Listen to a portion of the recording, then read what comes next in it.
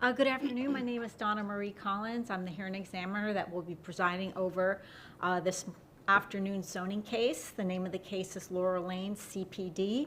The case number is DCI 2023-00026.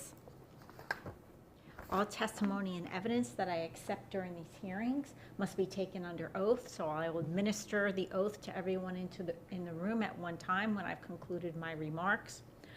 For those of you who are not familiar with this process, we begin with the applicant's representatives. They explain the nature of the request and why it is consistent with the county's land development regulations. At the conclusion of their presentation, the county planner that reviewed the application and prepared the staff report will make a presentation. And following their presentation, I will open up the floor to members of the public. At that time, if you wish to speak, I ask that you come to the podium. You will get one opportunity to speak, but you can speak as long as you would like.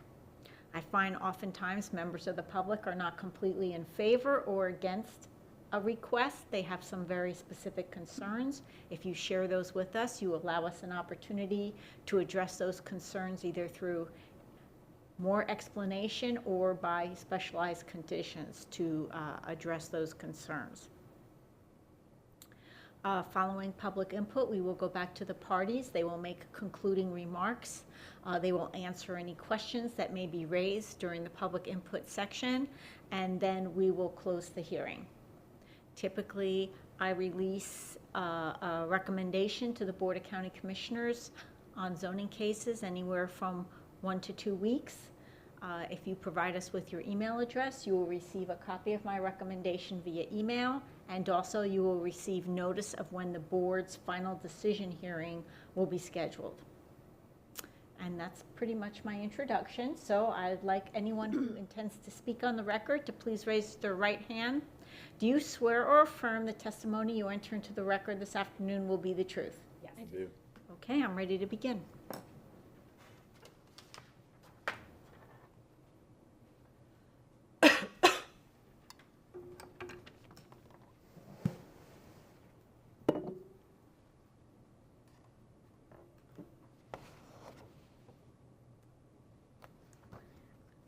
Good afternoon, Madam Hearing Examiner. I'm Veronica Martin, Senior Planner with TDM Consulting, representing the applicant, Carlos Guapacha. I have been accepted as an expert witness in the past in the lead plan and the land development code, and I asked to be accepted as such again today. Yes, please continue. Okay. I do have one exhibit I'd like to enter into the record. It's a copy of today's PowerPoint presentation.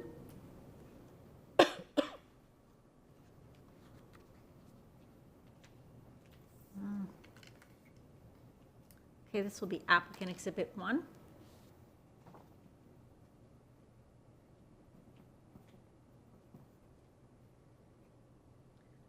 I did have one gentleman reach out to me regarding this rezoning application, Mr. Mazar, who lives at 7779 Hart Road. It's just west of the property. He just had general questions about the rezoning and what was planned for this site. The subject property is located at 2307 and 2309 Laurel Lane in the North Fort Myers Planning Community. This community is known as Suncoast Estates and is identified as an opportunity zone.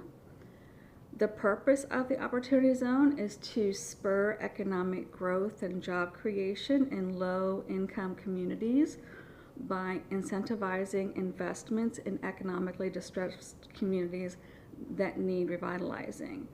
The historic use of this property has been for mobile home use. The applicant is requesting to rezone the 0.93 acre property from mobile home MH3 to commercial plan development in order to develop the property for a 6,000 square foot tennis court maintenance facility, which falls under the commercial use of contractors and builders group 2. The property has a future land use classification of suburban as shown in yellow. And as you can see, the surrounding properties also have a future land use classification of suburban. The surrounding zoning consists of C-1A to the east, MH3 to the south, MH1, MH3, and then further west CPD, and then MH1 to the north. I created an exhibit to show proximate commercial uses in this area. Laurel Lane is identified as a major collector road in this area of Suncoast Estates. Commercial uses have been located along Laurel Lane to serve this community through both conventional zoning districts and then also planned developments. Those uses consist of gas stations, convenience stores, food stores and markets, car care centers, and the roofing contractor abutting this property. There's also several vacant commercially zoned properties along Laurel Lane. We requested a very limited schedule of uses specific to the applicant's business. Again, it is a tennis court maintenance facility. The two primary uses are contractors and builders, groups 1 and group 2. The difference between groups 1 and group 2 is that group 2 also permits outdoor storage of materials and equipment if enclosed. However, heavy construction equipment such as cement trucks, cranes, bulldozers, and demolition debris is prohibited. And contractors and builders group 2 is limited just to the tennis court maintenance facility. So if a different contractor and builder, say a plumbing contractor who would also have trucks and vans and equipment, were to go into this space, they would have to go back through the rezoning process to amend the CPD. The master concept plan has been designed with the existing neighbors in mind and to comply with the requirements of the Land Development Code to the maximum extent possible. 3 deviations have been requested, which I will go over later. The driveway has been relocated slightly to the west in order to align with the existing driveway to the north on Laurel Lane. And an interconnect is proposed with the commercial development to the east. The 6,000 square foot building is located along the west property line, closest to the residential lots to the west. No windows or doors are proposed on the west building facade to negatively impact those residential lots. 18 parking spaces are proposed along with a dumpster enclosure and rolling gates to the storage area. The enclosed storage yard is located to the rear of the site along with a septic and drain field. The storage yard will be completely enclosed with an 8-foot high solid opaque wall or wall and berm combination. A standard 15-foot wide type D buffer is proposed along Laurel Lane right-of-way, and a 5-foot wide type A buffer is proposed along the east property line outside of the 6-foot wide PUE. The buffer to the south is a 30-foot wide buffer as required per Land Development Code section 33-1543. That Land Development Code section requires that trees and palms be clustered in double rows with a minimum of 3 trees per cluster, and that all shrubs be a minimum of 10 gallons in size at time of installation. The buffer along the west property line is also required to comply with Land Development Code section 33-1543. We're asking for a deviation along the building to be, for the buffer to be 19 feet wide. It's approximately 120 feet long where the building is located, and then it's 30 feet wide for the remainder of the buffer next to the storage area. And is the planting content within that 19-foot width the same? Yes, ma'am. We're only asking for reduction in the buffer width, not in the vegetation material. We're also increasing the open space from a minimum of 20% to 30% for the master concept plan. So you exceed code by 10%? Yes, ma'am.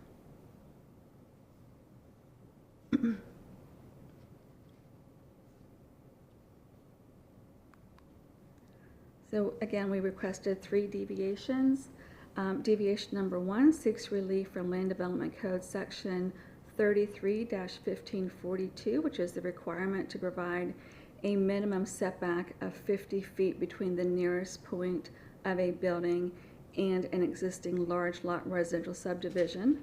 We're requesting to permit a minimum setback of 19 feet between the proposed building and the lots to the west. The lot is only 150 feet wide. Once you add in the minimum requirements of the Land Development Code for buffers, parking, drive aisles, sidewalks, planting areas, etc., that leaves 59 feet, making it impossible to provide a 50-foot setback and a building. We did multiple iterations of site design for this small site, all without success. We've went round and round with staff. It took us a year to get to this point. We agree that the west facade of this building will not have windows or doors. The landscaping buffer is already enhanced, and the proposed use is a typical Monday through Friday business with standard 7 a.m. to 5 p.m. hours, although they may occasionally stay a little later through the week or work on a Saturday morning during peak season. Deviation number 2 seeks relief from the Land Development Code Section 33-1543A, the requirement that landscape buffers for high density or high intensity developments abutting a subdivided lot in an existing large lot residential subdivision must utilize at a minimum a 30-foot buffer width. Again, we're requesting to permit the 19-foot wide buffer width for the length of the proposed building, which is 120 feet, and then it will go back to the standard 30 feet where the, and I'm going to just go back to the master concept plan. So it'll be 19 feet where the building is located, and then 30 feet to the fence or wall where the storage yard is located. So will this property be served by well and septic? It will be on potable water, and there will be a septic and drain field here, located within the storage yard. Is no sanitary sewer service available? It's very far to the south, according to FGUA.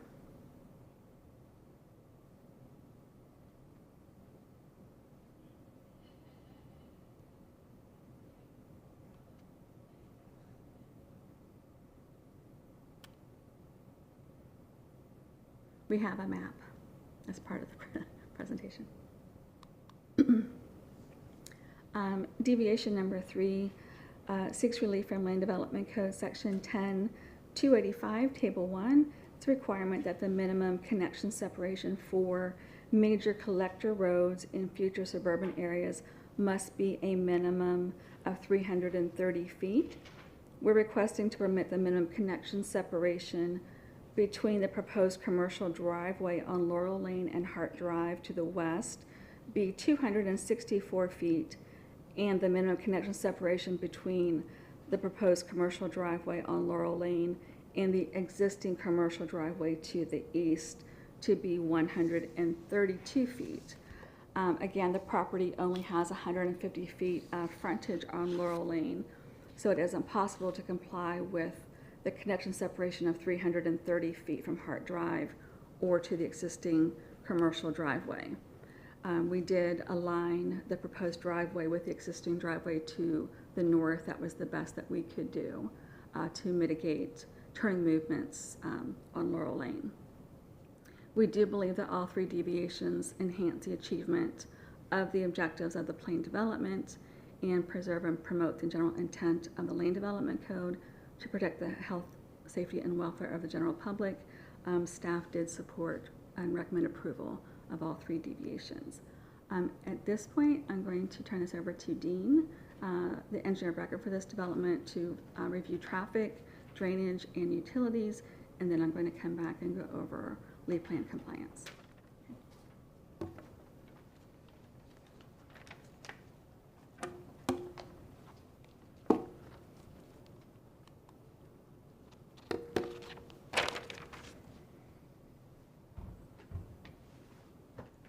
Good afternoon, Madam Hearing Examiner. I'm Dean Martin, engineer with TDM Consulting. I've previously been accepted as an expert in the land development code and civil site engineering. I'd like to be considered again. Yes, please proceed. I want to briefly discuss traffic, drainage, and utilities today. On the screen is the trip generation for a proposed office warehouse building, 6,000 square feet. Per the 11th edition of the ITE trip generation manual, using land use code 180, for specialty trade contractors, the project generates only 10 a.m. peak trips and 12 p.m. peak trips, as shown on the screen. These limited trips will not trip turn lane thresholds on Laurel Lane. Laurel Lane indirectly accesses North Tamiami Trail to the west and Bayshore Road to the west and south. Per the most recent Lee County concurrency report, North Tamiami Trail has an existing sea level of service, and Bayshore Road also has an existing sea level of service. Because of the limited traffic generated by the proposed use, the existing level of services will not be adversely affected.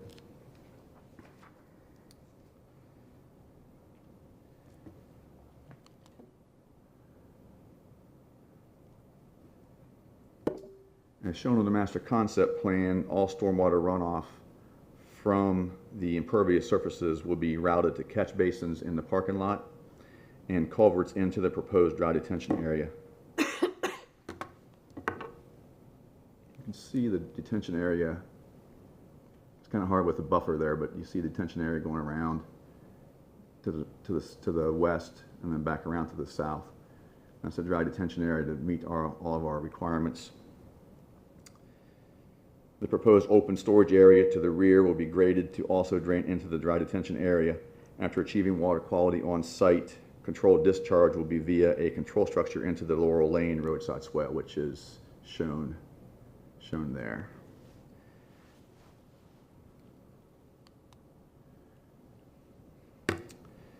The nearest FGUA sewer is a 10-inch force main along Zoysia Lane, which is shown at the bottom of the screen on the exhibit on the screen now. It's about 2,600 feet south of Laurel Lane, with an estimate of 250 gallons a day of effluent. The project will propose an on-site septic system.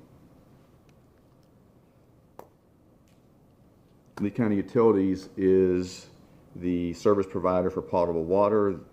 LCU owns an existing 12-inch water main on the south side of the street, which is our side of Laurel Lane, that will be connected for domestic service. The building will not be sprinklered due to the relatively strong fire flow test on the nearest fire hydrant. And that's all I have, unless you have any questions. No questions.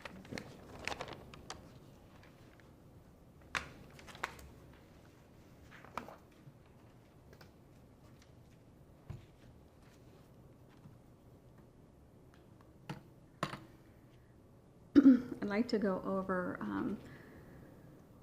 the lead plan goals, objectives, and policies that are relevant to this plan development.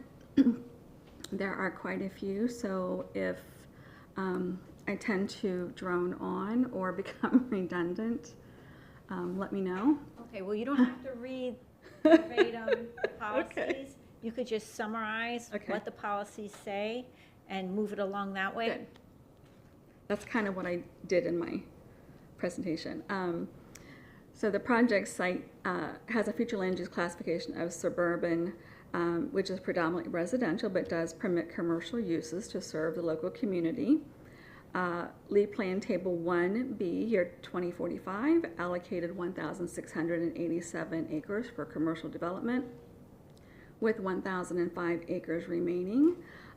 This rezoning as conditioned is consistent with Lead Plan Policy 1.1.5. Objectives 2.1, development location, and 2.2, development timing, promote contiguous and compact growth patterns to contain urban sprawl, minimize energy costs, conserve land, water, and natural resources, and direct new growth to those areas where adequate public facilities exist or are planned. Policies 2.2.1 and 2.2.2 evaluate rezonings where on the availability of adequate road networks, central water and sewer lines, community services and facilities such as schools, EMS, fire and police protection, and other relevant factors affecting the public health, safety, and welfare. Laurel Lane is a major collector road. The addition of the development will not degrade the level of service of the road. Fire, police, and EMS are located within 4 miles of the site. Public transit is located on Laurel Lane, and public parks and schools are within proximity to the site. LCU does provide potable water to this area of Suncoast Estates. However, FGOA does not have sanitary sewer lines in proximity, so this site will utilize an on-site septic system. This does lead right into standard 4.1.1 water and 4.1.2 sewer. Again, the site will connect to potable water and utilize the on-site septic system. As noted, the subject property is located near existing residential properties to the west and south. And as previously noted, the site has been designed with the existing and proposed uses in mind.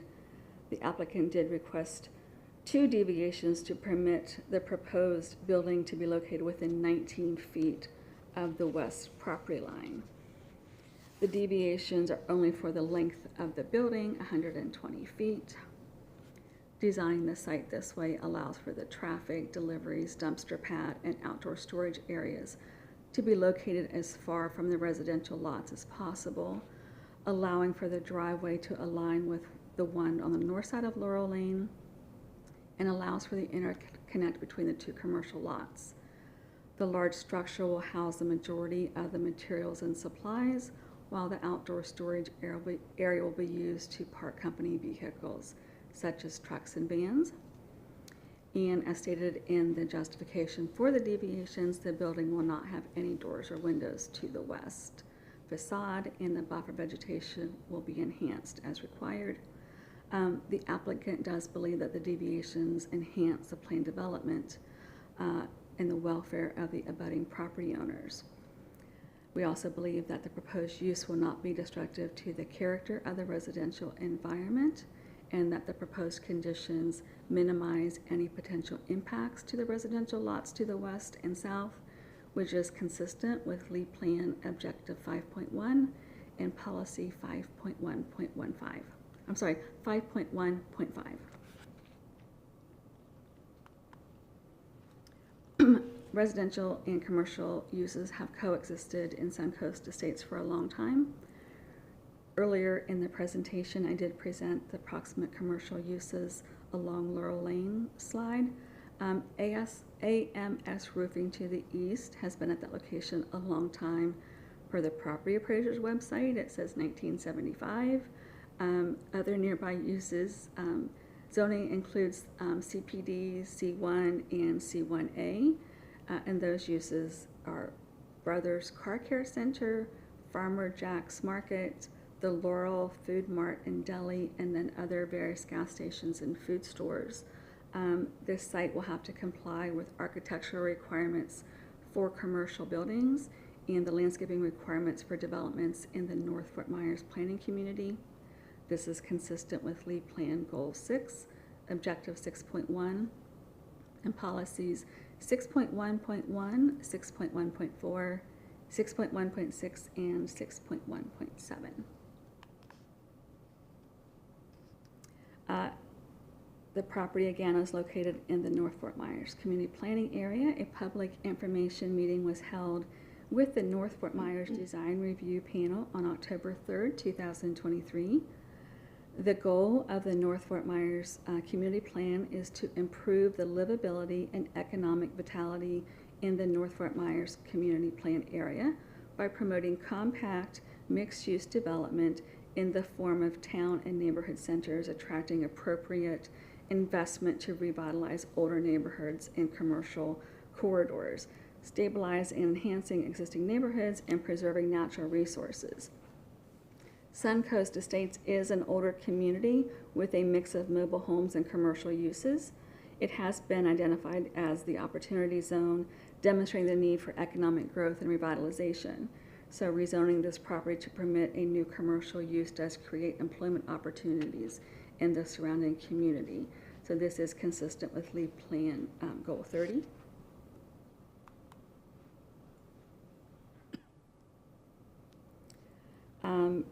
For water quality, the subject property is clearly routinely cleared and mowed.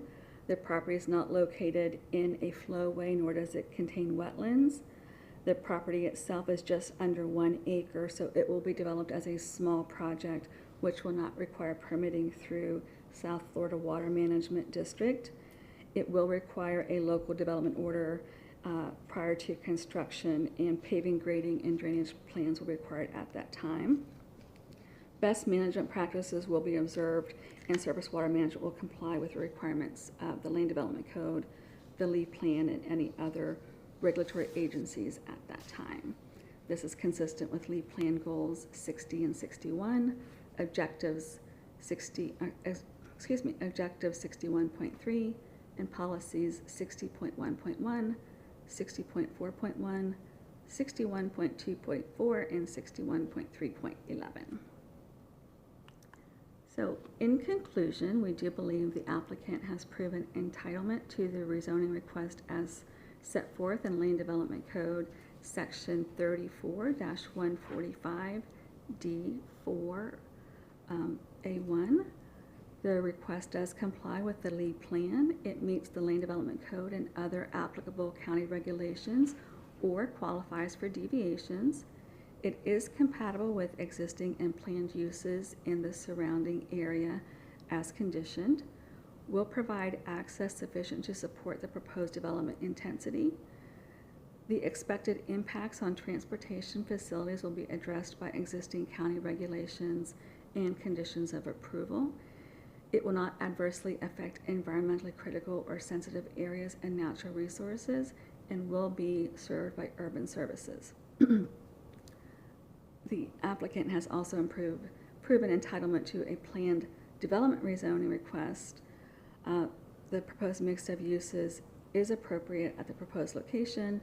The recommended conditions provide sufficient safeguards to the public interest and are reasonably related to the impacts of the public's interest expected from the proposed development. And each deviation requested enhances the achievement of the objectives of the planned development and preserve and protect the general intent of the Land Development Code to protect the public health, safety, and welfare. So that concludes our presentation, and I can able to answer any questions you Yeah, I might. have a question regarding the height that's in the conditions. I noticed it was 20 feet. That seemed very low. I understand that the proposed building is likely to be 20 feet, but I mean, typically it's 35 in this land use category. And if you try to exceed 20 feet for any reason, that's something that can't be done administratively because it's considered an intensification. So I was wondering why 20 and not 35? To avoid further costs and inconvenience to the applicant if they have to make some modification. When we first applied for the rezoning application, we did not have an architect on board. And I apologize because we actually do have an architect on board at this time, and I did not double check the height of the building because it was assumed that it was going to be a small prefabricated metal building that was going to be enhanced with architectural accessories and embellishments, correct, to meet the commercial code for architectural requirements. But like I said again, the applicant has recently retained an architect, and I did not check the All building right, it height. just seems like limiting it to 20 feet is unusual, very restrictive. I'm just wondering if there's a reason why it couldn't just be 35, which is typical for I that. would like to, at this time, increase it to 35 if I may. Okay. We'll wait to hear from staff, but I mean, I don't see where that would be a compatibility issue per se. Thank you for pointing that out. Thank you.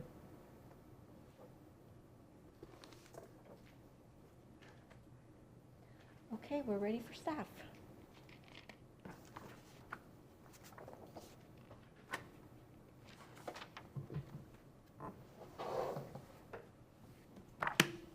I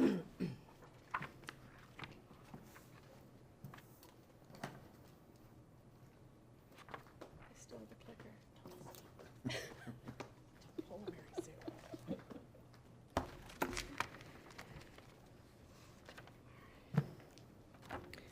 Good afternoon, Madam Hearing Examiner. For the record, I'm Mary Sue Groff, a senior planner with the Department of Community Development Zoning Section. I've previously been qualified as an expert witness in land use planning, the Lee County Land Development Code, and Comprehensive Plan, and would like to ask to do so again today. Yes, please proceed. Thank you. I do have a copy of my PowerPoint presentation for an exhibit, and also this hearing was advertised in the Fort Myers News Press on February 22nd, and I have the public notice as my second exhibit. Okay, very good. Let's take that in. Give me a moment to do the housekeeping. The PowerPoint will be Staff Exhibit 2. The staff report was Staff Exhibit 1. And then Staff Exhibit 3 is the publication notice.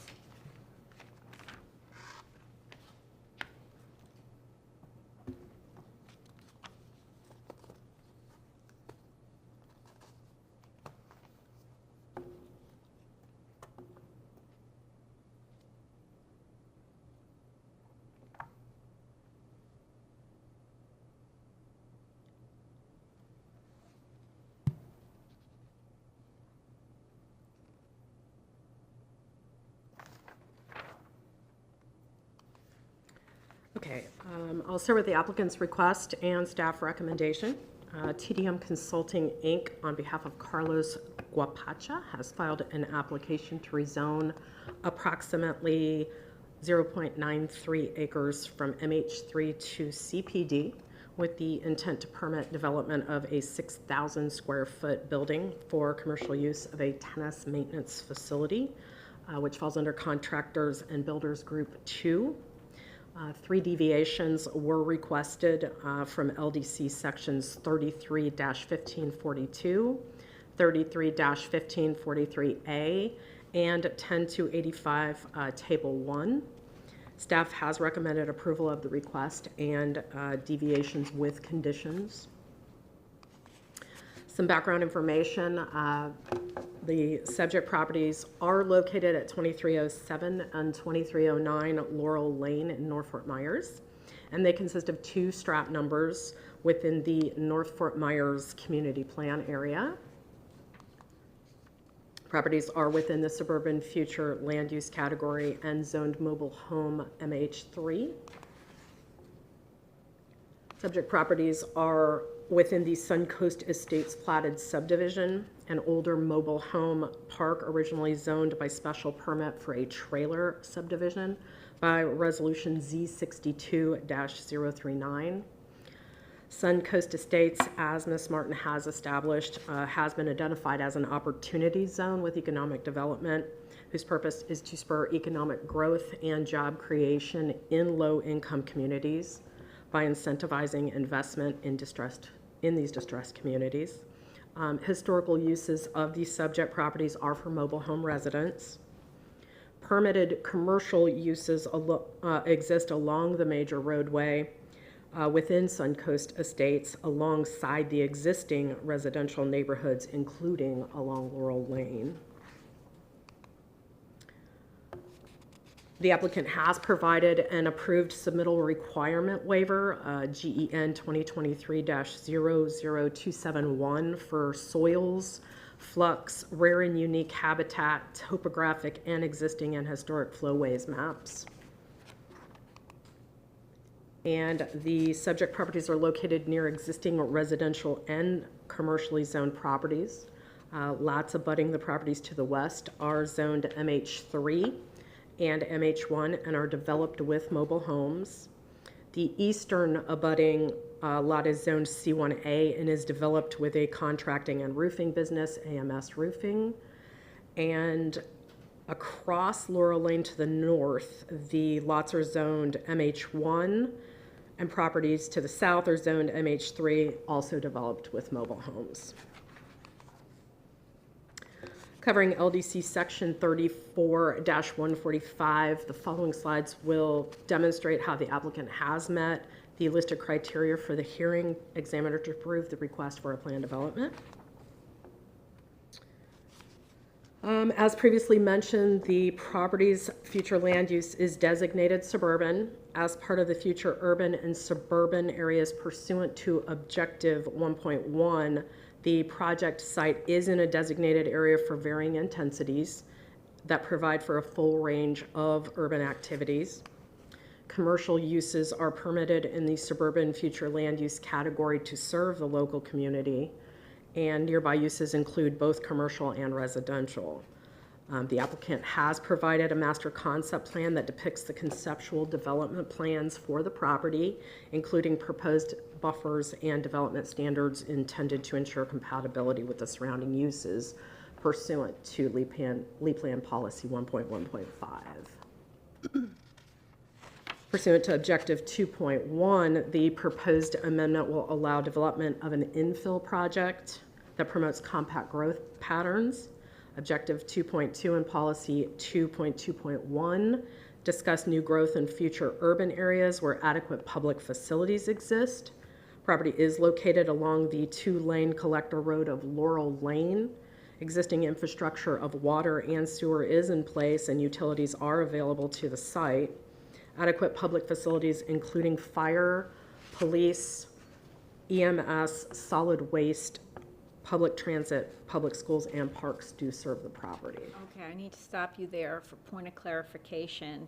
Applicant's testimony said that there was no sanitary sewer service to the site and that they would be relying on an on-site septic system because the existing sewer main is over 2,600 feet to the south. So do you want to correct? Yeah, I could probably correct that in the staff report. I read the FGUA letter as that it was available, and Okay. it's available to the site according to FGUA, but I didn't realize it was so far away. Okay, thank you. Yeah. So you concur with Yes. applicant's Yes, testimony? based on their map, yes. Moving on to, the applicant has provided a letter of availability from Lee County Utilities stating lines are in operation adjacent to the property and presently have capacity to provide potable water for the estimated service flow demand. And the applicant also provided the letter of availability from FGUA confirming that sanitary sewer lines are in operation adjacent to the subject property, obviously further away than intended, and the sufficient capacity does exist if they wanted to hook up to it. That does fulfill requirements of standards 4.1.1 and 4.1.2. The applicant's provided MCP was designed to account for the existing surrounding residential uses consistent with policy 5.1.5. The Land Development Code provides buffers, setbacks, screening, and architectural requirements to minimize negative impacts associated with commercial uses abutting a residential neighborhood. The applicant requested a deviation from LDC Section 33-1542, which requires a minimum 50-foot setback for commercial structures abutting residential use to allow for a 19-foot setback, and a second deviation from LDC Section 33-1543A, which requires a 30-foot buffer width for commercial uses abutting residential uses, proposed a 19-foot buffer width, the length of the 120-foot building, allowing the building to act as a wall with no pedestrian access at the rear of the building.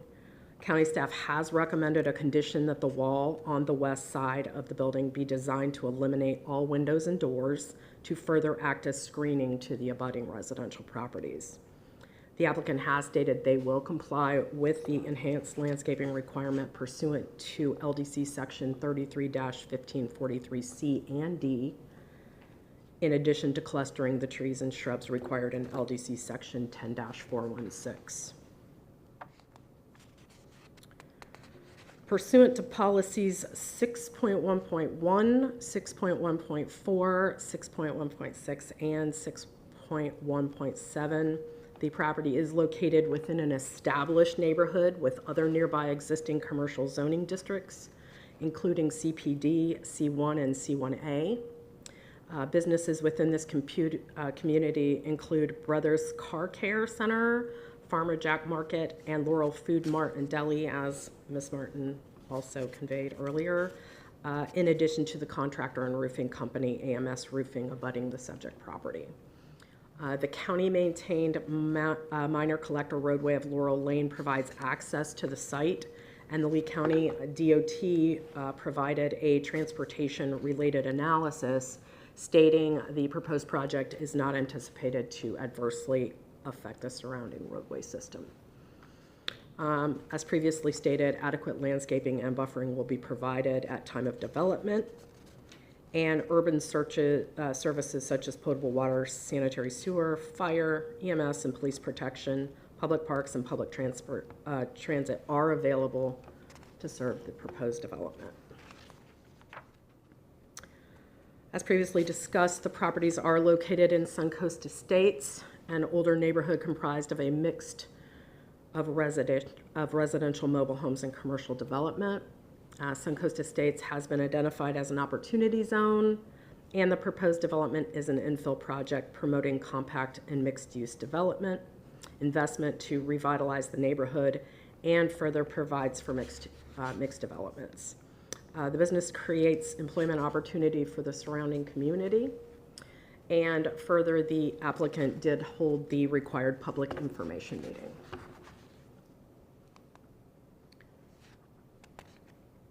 The subject properties are cleared and mowed routinely and are not located in a flowway and do not contain wetlands. Applicant has stated that paving, grading, and drainage plans will be consistent with the Land Development Code and Lee Plan at the time of development, fulfilling Goal 60, Policy 60.1.1, and 60.4.1. The applicant provided a surface water management plan narrative indicating the properties in their existing state have no defined drainage patterns.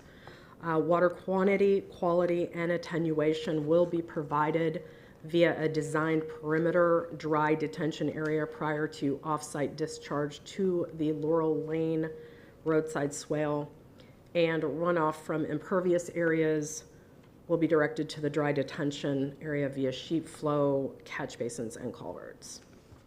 Subject properties are collectively under 1 acre, and the proposed building will be developed as a small project not requiring permitting through the South Florida Water Management District.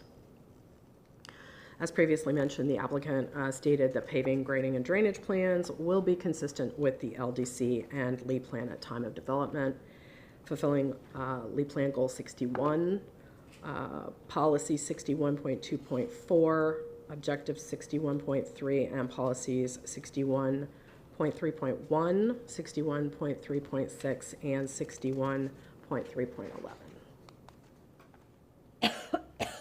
The applicant has acknowledged that at the time of development, Land Development Code and other applicable county regulations will be considered and required, and the applicant has requested and justified the following 3 deviations for the planned development request. As discussed in Policy 5.1.5, Deviation 1, seeks relief from the LDC Section 331542, which requires a minimum setback of 50 feet between the nearest points of the building and/or structure and an existing large lot residential subdivision to allow a minimum setback of 19 feet between the proposed building and the lots to the west. The applicant has proposed an enhanced landscape buffer consistent with the requirements of LDC Section 33-1543 to all property lines. And the site design allows for the residential lot to the west to overlook the building and a landscape buffer, and locates more active site areas adjacent to the abutting commercial use to the east. Environmental conditions would require the proposed building elevations, as we've stated, with no doors or windows to the west side of the structure, with a 19-foot buffer width in deviation 2 running the length of the proposed building.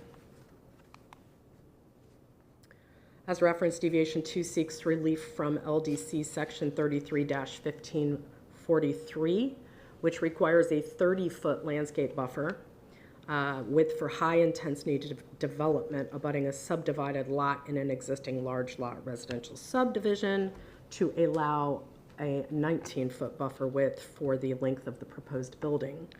The applicant has proposed an enhanced landscape buffer consistent with the requirements of LDC Section 33-1543 to all property lines.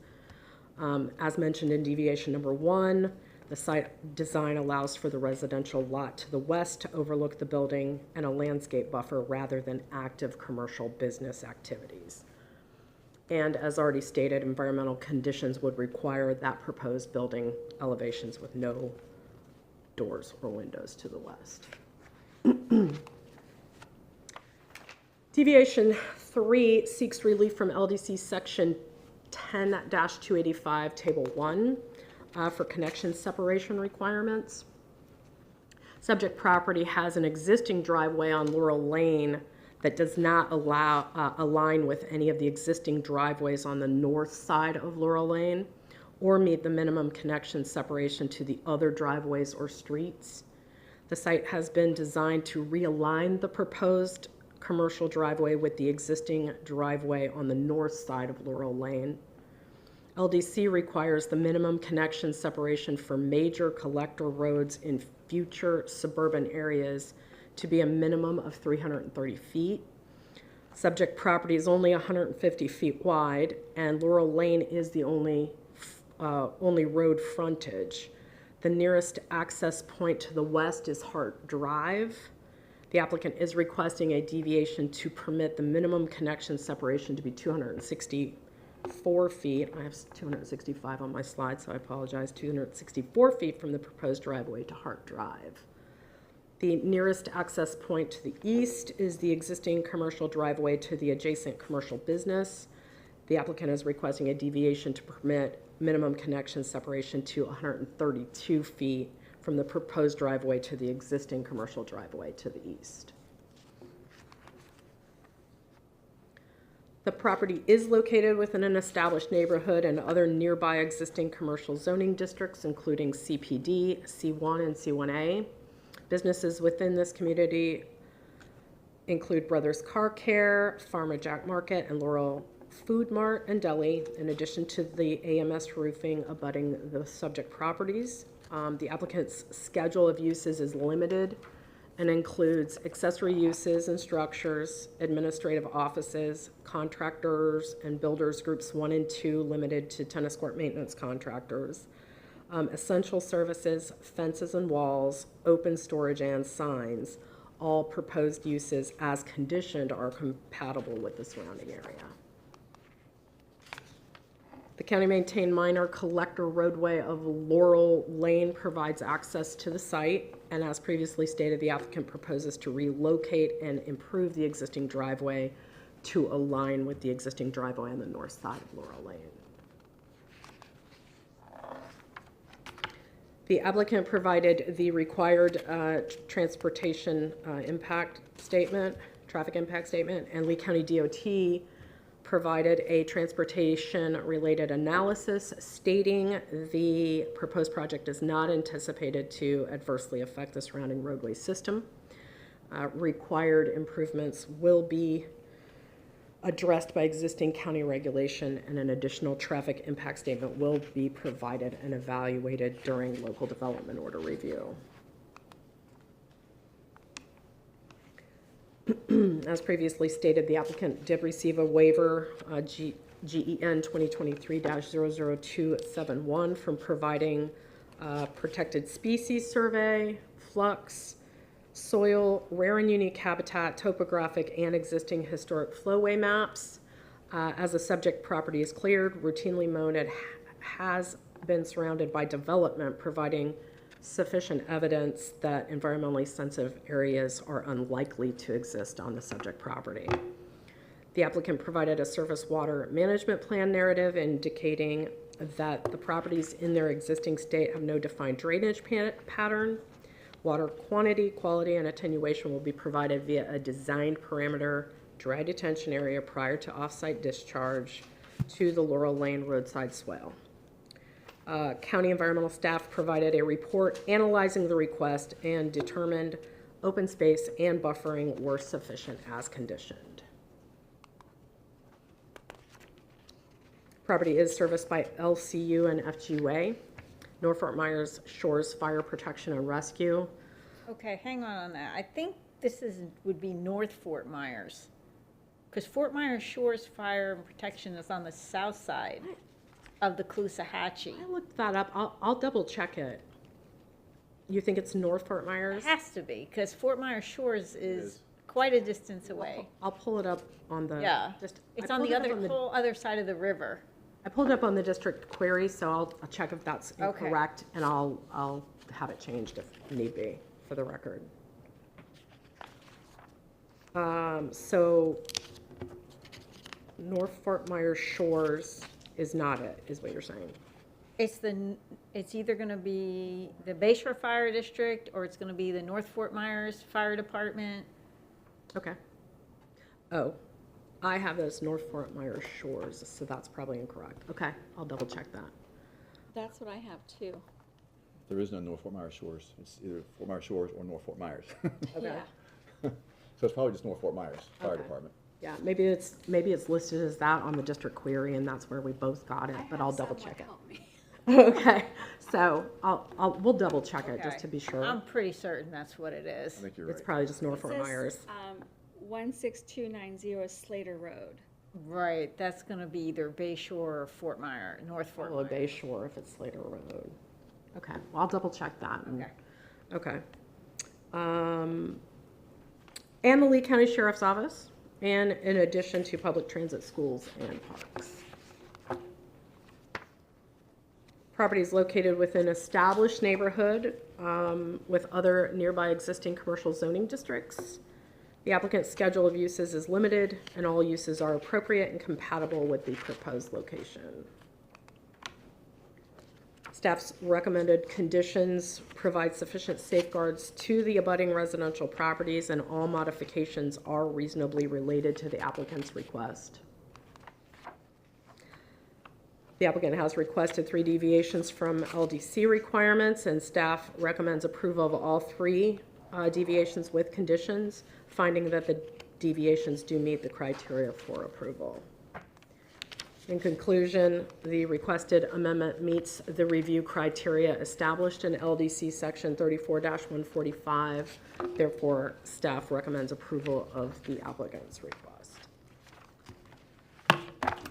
Okay, I don't have any questions, just that I may supplement either condition 3 or deviation 2 to emphasize that although there's a deviation from the width of the buffer, the substance of the buffer must remain in compliance with the land development code in terms of its content, number of trees, shrubs, heights, etc. I have a question for Mary Sue. Yes. How locked in are we on our master concept plan? Because I had to change a couple of things when I started the DO process. Why are you asking that now? Just, Well, how about we take a look at what your changes are so that we can determine what kind of impact it's gonna have, and then yeah. if we have to, Do you want to, supplement it. do you want to leave the record open for like a week? Yes. That's the reason I asked the question. I don't Typically, want to unless get, there's like an off-site Right. impact, Unless there's offsite impact, it's probably not a problem. you have to be in substantial compliance. Yeah, right? it's a substantial, I mean, let's look, we can look at it and, all I did was I moved the septic system over because I had to have more water management area. yeah, So usually it's- it's only a problem if it's gonna impact like off-site conditions, Okay. you know? So I think you're gonna be okay, but if you think we need to leave it open, then, Just don't want to get myself in a bind later on. All right, why don't we do this? yeah. I'm going to leave the record open for 1 week, Okay. right? Uh-huh. And that'll give you time to meet and sit down and maybe bring in a development services reviewer Yeah. and talk about whether there needs to be a revised site plan submitted. And as long as there is not increased off-site impacts, I can accept the revised site plan. Do you know Okay. what I'm saying? Yeah, Because I yeah. think the notice is going to be fine if there Sure, isn't sure. a substantial change. And I think it would probably be better for everyone if the master concept plan tracks as closely as possible Mm-hmm. what the DO is, since there is a simultaneous DO application underway. Is that what I'm hearing? We haven't submitted yet, but when I did the water management calculations, I didn't have enough volume, so I had to tweak it a little bit, Okay, you know, so. yeah. Okay. We haven't submitted yet, but we're about to. All right. And it seemed like 18 spaces seemed like a lot for a 6,000 square foot building, but I mean, I'm sure it's code compliant, so I'm not gonna We'll look at that too. just, and I'm confirming that the height requested is 35. Yeah. And so why don't we say, And I'll also confirm the fire. confirm the fire and the FGUA, you can address that there's going to be on-site septic, because the staff report does not speak to that. And I don't have my calendar here, so why don't we say 4:30 next Friday, whatever that date is. I think it's the 15th, the Ides of March. Yes. Yeah, that's 15th, uh-huh. Yeah, 'cause Okay, Monday's the so, 11th. and let me just say, if you resolve it beforehand, you can submit it beforehand, but until Friday, end of business, and if it happens that you need more time, just request it, and then my office will extend the deadline. Okay, great. Okay, thank you, everyone, for coming.